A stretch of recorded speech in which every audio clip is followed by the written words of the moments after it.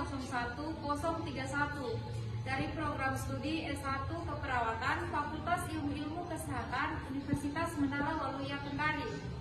Pada kesempatan ini, saya akan melakukan penyuluhan tentang advokasi pada anak dan keluarga terhadap kekerasan fisik, mental, dan seksual.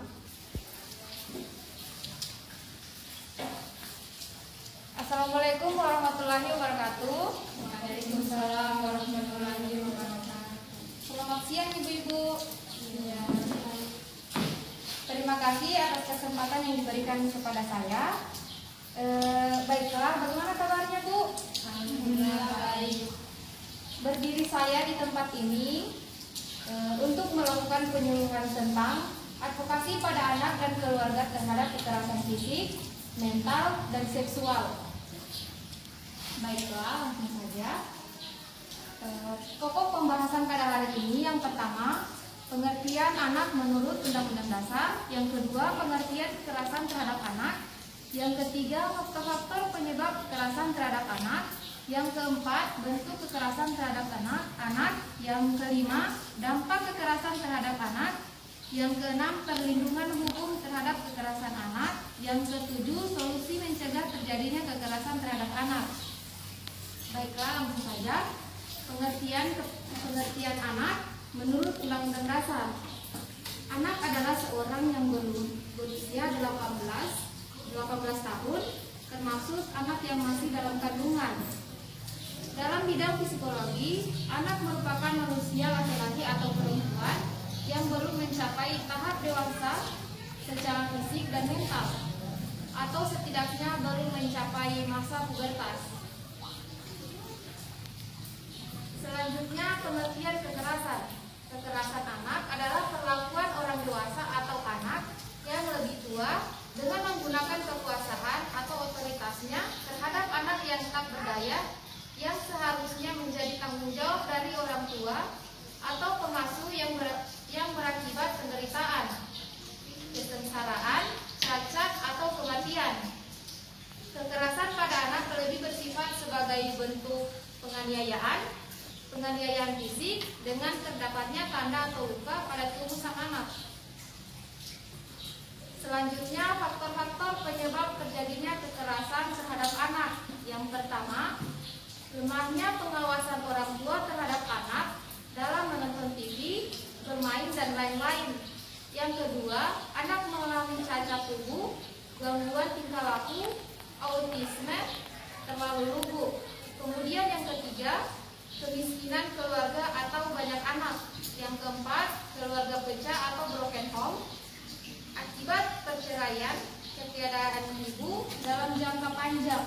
Kemudian yang kelima, keluarga yang belum matang secara psikologis, ketidakmampuan mendidik anak-anak, anak yang tidak diinginkan, atau anak lahir di luar nikah. Kemudian yang keenam, pengulangan sejarah kekerasan orang tua yang dulu sering memperlakukan anak-anak dengan pola yang sama.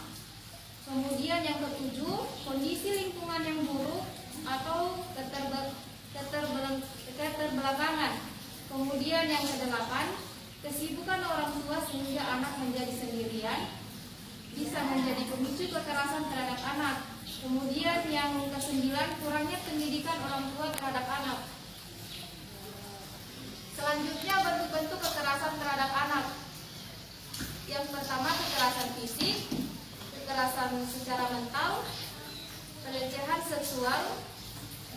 Kemudian selanjutnya, dampak kekerasan terhadap anak. Yang pertama, agresif. Yang kedua, murung atau depresi.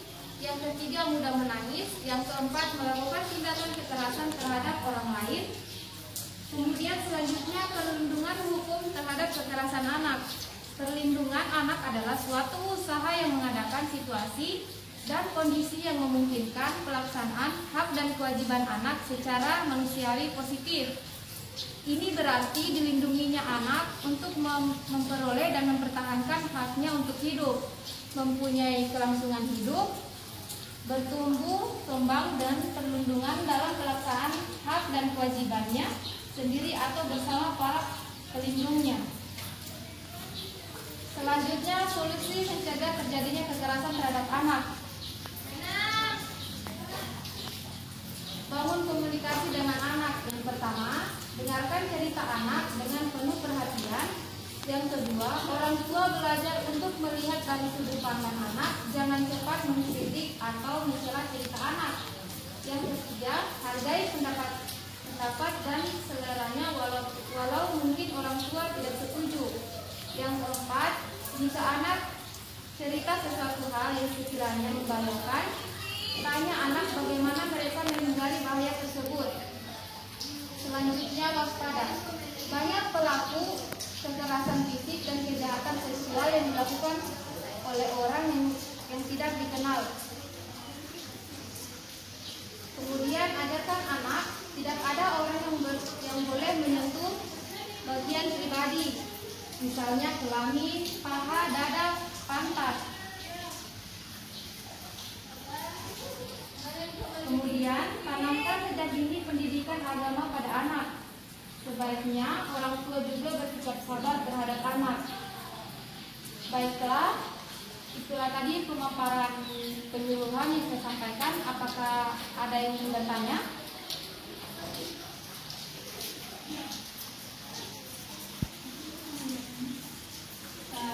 Saya, iya, sebutkan namanya, Bu. Perkenalkan, saya Linda. Pertanyaan saya, apakah kekerasan fisik dibolehkan dalam pendidikan? Baiklah, langsung saja saya jawab, Bu. Kekerasan fisik berbeda dengan hukum fisik. Misalnya push up, lari keliling lapangan, membersihkan atau menyapu kelas.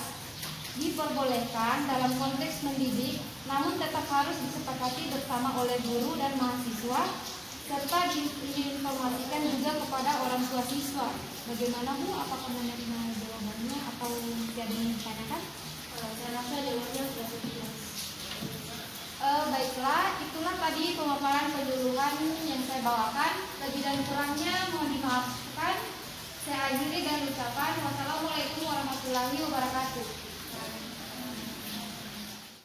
Baik, itulah tadi hasil penyuluhan dari saya. Lebih dan kurangnya mohon dimaafkan. Saya akhiri dengan ucapan wabillahi taufiq wal hidayah. Wassalamualaikum warahmatullahi wabarakatuh.